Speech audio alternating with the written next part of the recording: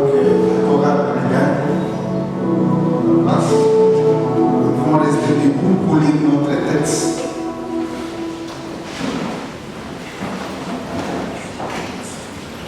Nous lisons en Galates 6, 7. Il est écrit ainsi: ne vous y trompez pas, on ne se moque pas de Dieu. L'homme récoltera ce qu'il aura semé. Amen. Nous pouvons regagner la place.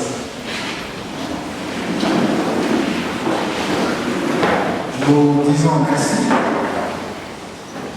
à Dieu Tout-Puissant qui nous fait la grâce de nous présenter devant vous. Également, nous disons merci au conseil paroissial qui a accepté que nous puissions apporter la parole de Dieu en ce jour.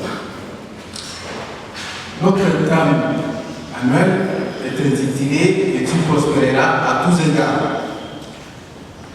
Nous avons également un sous-thème trimestriel libéré comme la loi de la semaille et de la moisson. Pour ce culte de dimanche d'émission, nous avons un sous-thème qui est intitulé « S'aimer dans la mission pour une moisson double ». Un petit rappel, depuis 4 ans, si j'ai encore bonne mémoire, je peux rappeler les thèmes annuels de notre paroisse. Le tout premier, si je me rappelle bien, ce sera « Il nous apprendra que l'Éternel nous a visités ». Et après, on a suivi les saints de la terre, les biens du monde. Et après, nous avons entamé le thème Dieu accomplira tout ce qu'il a promis.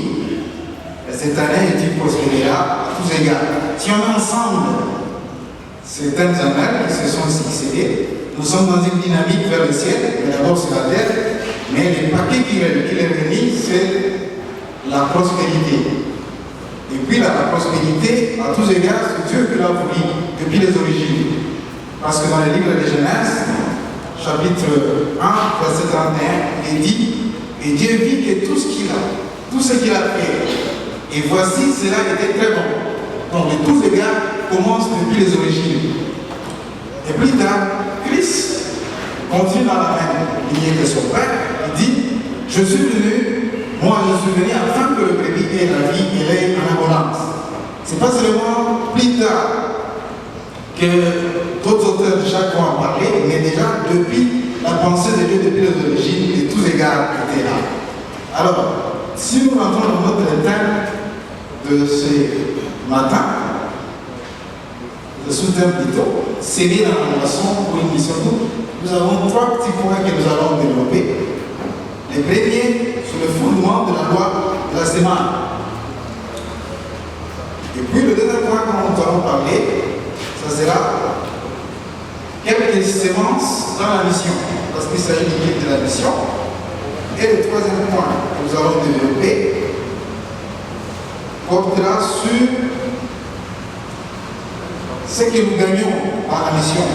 Qu'est-ce que nous récoltons lorsque nous sémons dans la mission? Alors, parlant du premier point, le fondement de la loi de la semaine, c'est toujours dans Genèse. Dieu crée l'homme et le place dans les jardins d'Éden. Il lui donne 2 missions. La première mission, c'est cultiver. La deuxième mission, c'est garder le jardin d'Éden. Et là, déjà, la notion, quand on parle de cultiver, ça veut dire qu'il faut labourer la terre, il faut placer une sémence et il faudra récolter. La sémence, il commence déjà par là. Mais aussi plus loin, dans Genèse 26-12, là c'est Isaac. Il écrit Isaac sémence dans son pays et il écrit cette année-là, les centuple, car l'Éternel bénit. Il est la question de la semaine. Et la particularité avec Dieu, c'est que c'est le seul domaine où vous pouvez investir et récolter 100 fois plus et ne pas avoir une institution derrière vous qui puisse vous dire que vous avez triché. Quand vous faites des commerces, vous avez les bénéfices de 100%, vous avez triché. Mais c'est seulement avec Dieu. Quand vous s'aimez avec Dieu, vous pouvez récolter 100 fois. Donc, les 100 fois commencent déjà depuis l'Ancien Testament. Puis, ça en parlera plus loin. Mais déjà, dans l'Ancien Testament, les 100 fois existent. Donc, nous avons tout intérêt de s'aimer avec Dieu parce que nous pouvons récolter 100 fois et être tranquille, ne pas avoir un chef derrière nous pour pouvoir nous traquer. Alors, dans le Nouveau Testament, quel est le fondement alors de la semaine dans la mission? Dans le Nouveau Testament, la semaine de la mission repose sur l'ordre suprême.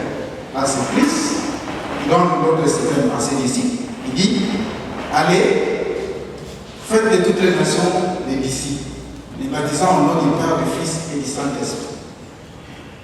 Et enseignez-les, leur à observer tout ce que je vous ai prescrit. Et voici, je serai avec vous tous les jours jusqu'à la fin.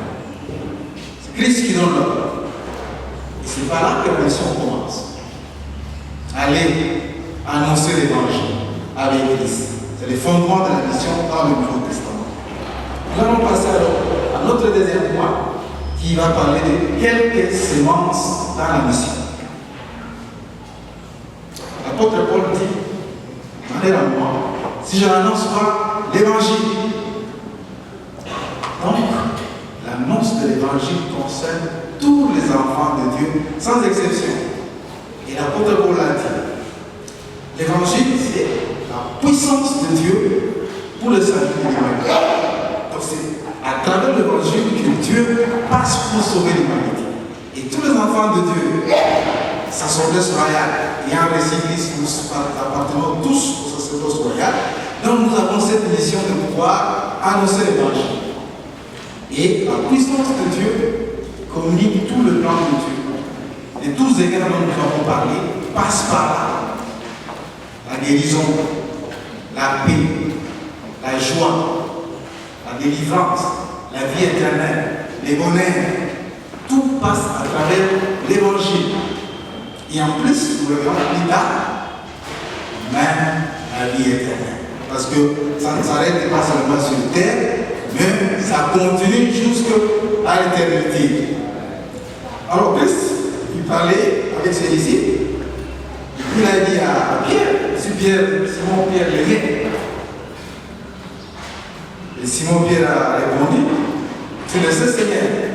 Et Christ lui a recommandé d'annoncer l'évangile.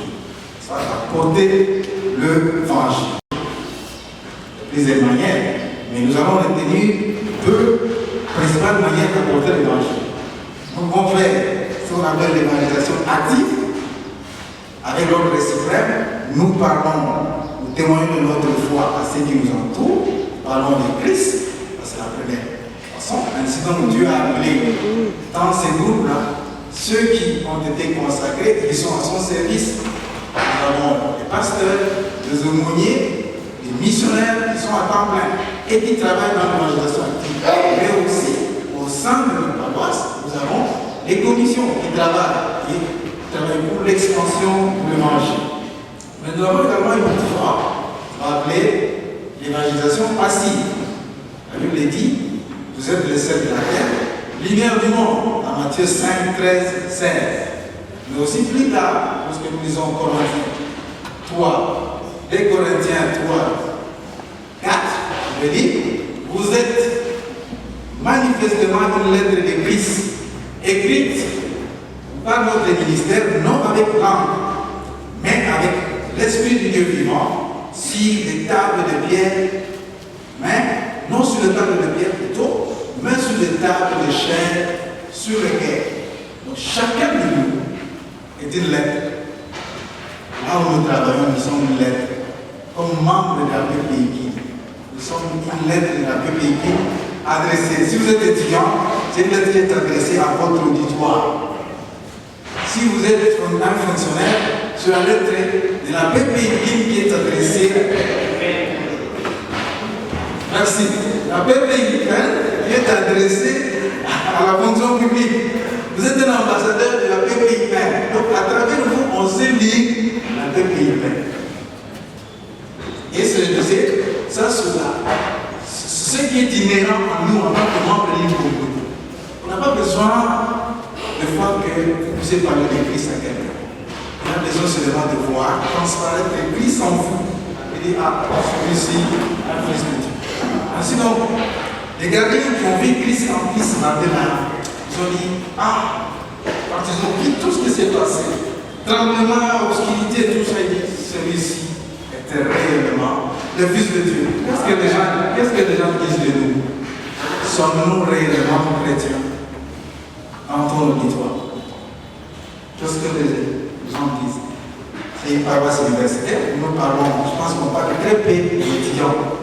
On demandera au conseil d'avoir une fenêtre ouverte pour les étudiants qui regardent et qui s'occupent de la vie des étudiants. Parce qu'il n'y a pas que le spirituel des étudiants, il y a également le social des étudiants, n'est-ce pas, les activités académiques. Il faudra qu'on puisse se focaliser sur les étudiants. Quand on aura ces bons étudiants, je pense qu'on peut espérer un Congo meilleur. Nous avons vu et développé ici, toujours je pense le mois passé, avec les étudiants à l'occasion des cultes communautaires. On a venu plusieurs fois dit que l'université c'était un.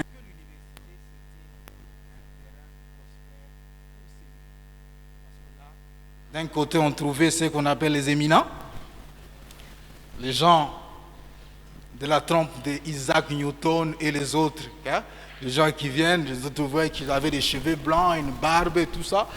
Donc ils détiennent les savoirs, mais on rencontre également sur le site universitaire la jeunesse qui est au fait l'avenir de demain. Alors si on pouvait, au même moment qu'on développe leur intellect, travailler également sur l'air spirituel, on peut s'attendre à un Congo meilleur. Je me rappelle de ce que le pasteur Jacques Verneau disait, que le bonheur de ce pays est attaché à la conversion vraie des dirigeants de ces pays. Et j'ai compris plus tard que les Congolais, ce n'est pas un peuple violent. Il n'attrapera pas le changement par la révolution, mais il attrapera le changement par la conversion des âmes qui sont élevées et qui travaillent pour le bonheur des autres. Et nous devons prier pour ça. Je parlais donc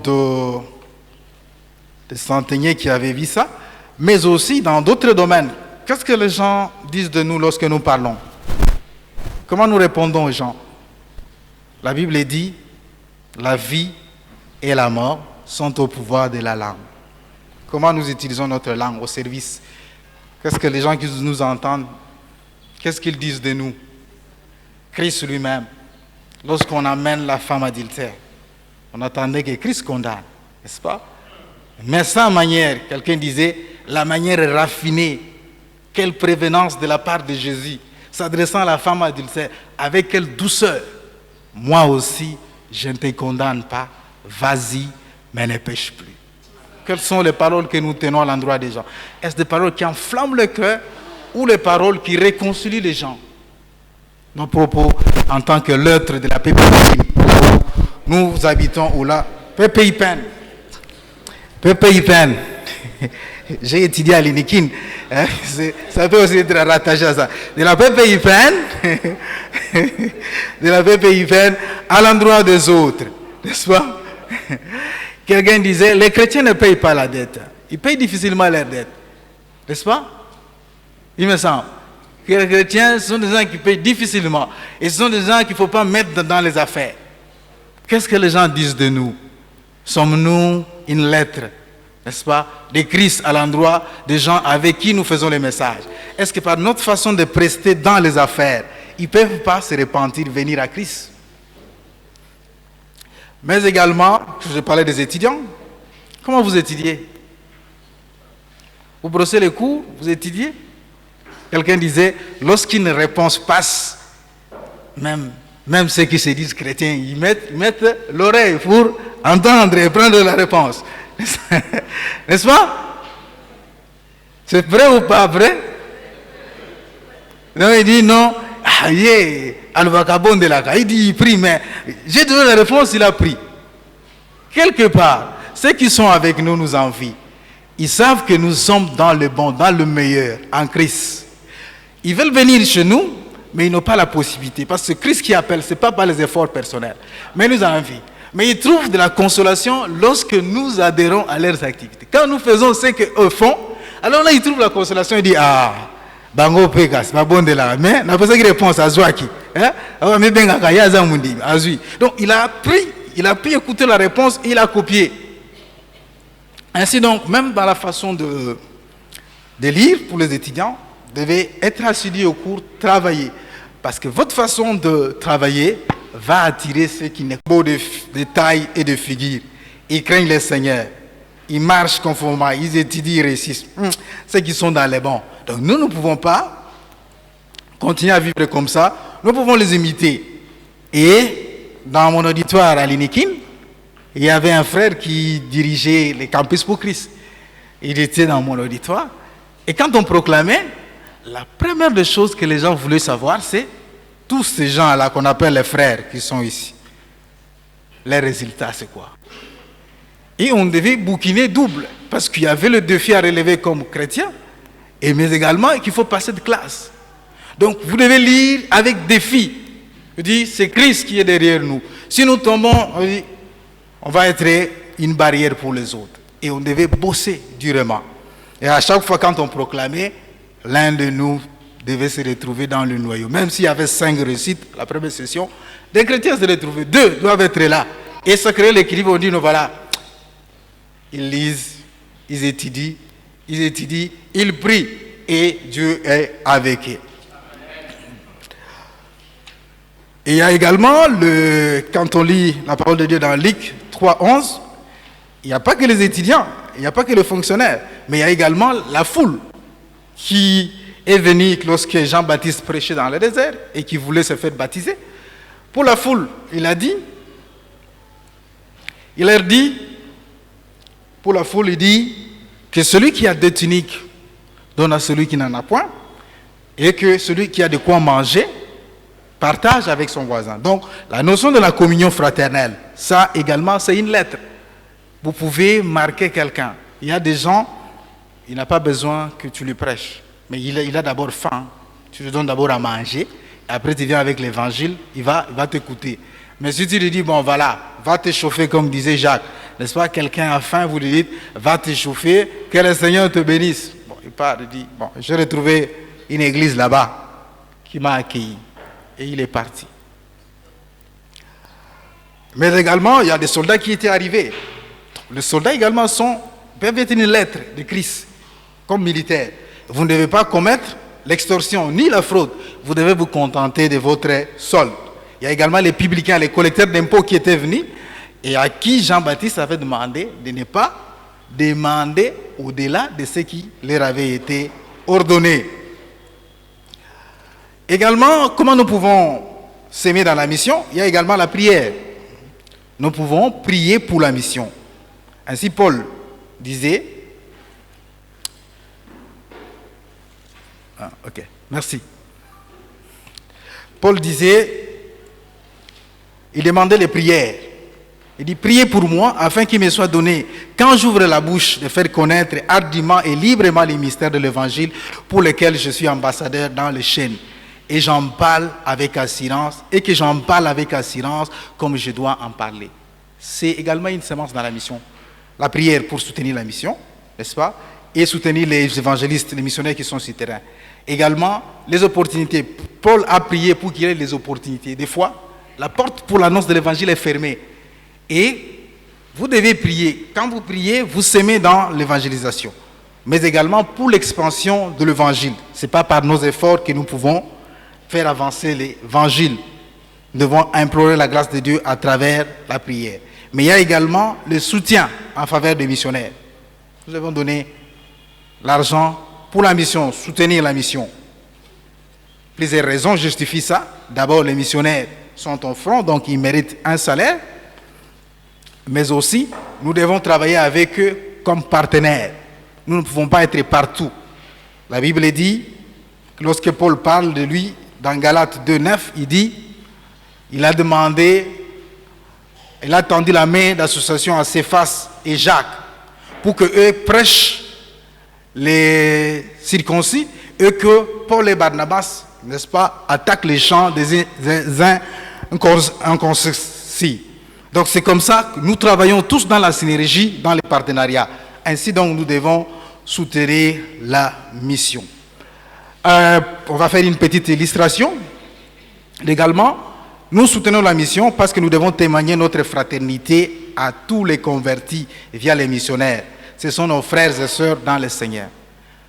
Si on fait une petite illustration, 5 personnes qui passent, ils vont représenter les 5 continents. Le monde sans Christ, ce sont des continents séparés. Quand le monde est sans Christ, ce sont des continents séparés. Asie, Amérique, Europe, Afrique, séparés. Mais quand l'évangile passe à travers les missionnaires, nous créons des familles. Ainsi donc, nous nous appelons frères et sœurs en Christ. À travers le monde, les frères, nos frères sont là. J'ai commencé ma thèse pendant la période post-guerre en RDC, 2006, mais je devais travailler dans 3 pays, le Rwanda et le Burundi. Mais c'était dans un contexte conflictuel, post-conflit, le Rwanda et le Burundi. Mais j'ai passé dans ces 3 pays. Je suis le seul, j'ai été le seul étudiant qui pouvait circuler. Les Burundais et les Rwandais ne venaient jamais au Congo. Ils avaient très peur. Mais moi, j'entrais, je sortais et j'ai eu la grâce.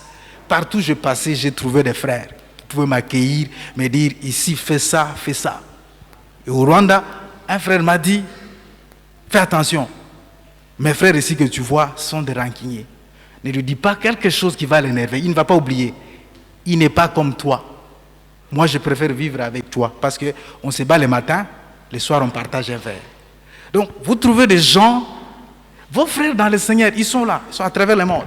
Ainsi donc, j'ai aimé un cantique que les Kodim chantaient. Nous sommes la famille de Dieu, les enfants de la terre le plus aimé. Et vous les trouvez partout où vous passez, vous trouvez vos frères et sœurs, ils sont là. Ainsi donc, des fois, on ne doit pas condamner. Même s'il y a agression congolaise, ce ne sont pas tous qui sont derrière cette agression. Parmi ceux-là qui nous agressent, dans leur pays, il y en a qui prient pour la paix dans notre pays. Ainsi donc, il ne faudra pas les maudire tous.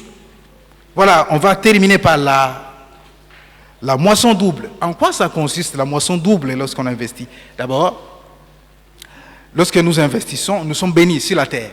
J'ai parlé des centipes, c'est le seul domaine où quand on investit, on récolte 100 fois plus. Nous avons, en plus de ça, la vie éternelle. Christ parlant de ça, il dit, il n'y en a pas un seul qui quitte sa famille, sa maison, sa terre, son père, sa mère, ses enfants, et qui investit dans l'évangile et qui ne récolte pas sur terre au centuple.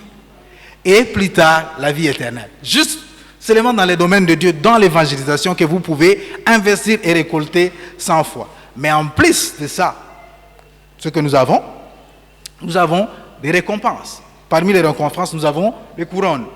L'apôtre Paul parle de la couronne de gloire dans Thessaloniciens. Il parle également de la couronne de justice avec Timothée. Il parle de la couronne de vie. Il parle de la couronne incorruptible de gloire. Et il parle de la couronne de vie. Nous en aurons. Même l'Apocalypse en parle. Apocalypse 2, 10. Les couronnes sont là. Nous serons récompensés dans l'éternité.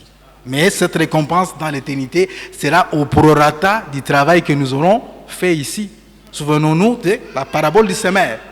Une graine qui est tombée sur la bonne terre, une a donné 30, une autre a donné 60 et une dernière a donné 100. Donc nous serons dans différentes catégories, ayant hérité le royaume des cieux, bien sûr, mais nous ne serons pas tous ensemble au même niveau. Il y en a qui seront avec des échelons, hein. Vous voyez les couronnes, il y en a qui seront doubles. N'est-ce pas? 2 trophées. Ici, sur la terre, on parle de 2 trophées. Là, ça sera 2. Ce n'est qu'il y a 2, qu'il y a 3, qu'il y a 4. N'est-ce pas? Voilà. En conclusion, nous disons ceci. La mission est un champ pour nous tous. Et chaque membre de l'Église constitue un maillon, n'est-ce pas, d'une chaîne de valeur. Permettez l'expression, que je pourrais en nommer comme chaîne de valeur, qui s'appelle mission. Où Dieu le Père, n'est-ce pas, est le propriétaire et l'initiateur. Christ est avec nous comme le manager, le Saint-Esprit agit avec nous, mais chacun de nous doit être représenté avec son maillon, qui, avec la parole, à travers l'évangélisation et la mission, un autre avec des dons, à travers les partenariats et le soutien à la mission, un autre, il se retrouve dans un maillon qui s'appelle affermissement. Quand on a parler de Christ, les gens se sont convertis, un autre s'occupe de affermir, un autre vient, lui c'est le chauffeur qui conduit les évangélistes, un autre c'est un mécanicien qui travaille. Tous nous devons nous retrouver dans l'évangile. La moisson est grande, Dieu lui-même est le propriétaire, mais il nous place chacun à son endroit.